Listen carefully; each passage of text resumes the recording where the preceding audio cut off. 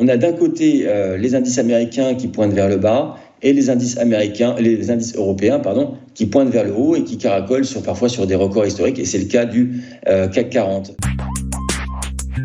On va finir pour être tout à fait complet et comprendre cette dichotomie entre les deux principales places financières de la planète, que sont évidemment les États-Unis et l'Europe. On va finir par le CAC 40. Le CAC 40 que vous analysez, que vous percevez comment, vous ? Bien, il y a un retour d'intérêt depuis maintenant le début de l'année 2025 sur les actifs européens, et notamment les indices boursiers. On avait vu pendant pas mal de temps cette capacité des indices américains à surperformer les indices européens, mais cette période est maintenant révolue.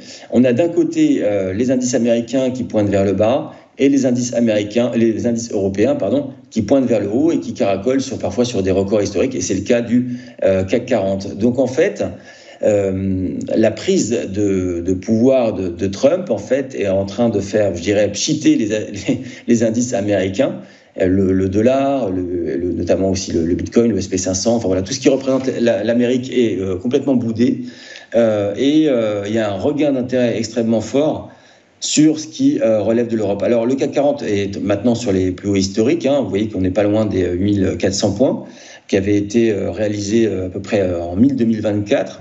Et au-dessus du support à 8025 points, il faudra conserver ces positions longues de CAC 40 en tous les cas. Donc l'effet, je répète, l'effet Trump est en train de pchiter, de s'estomper, et il y a un sérieux effet Macron / dirigeants allemands et autres sur les indices boursiers.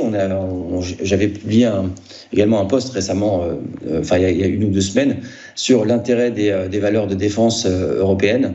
Voilà, il y a plein de secteurs européens qui ont le vent en poupe et qui sont très intéressants. Et voilà, et on est à la fin de l'effet Trump qui s'estompe complètement.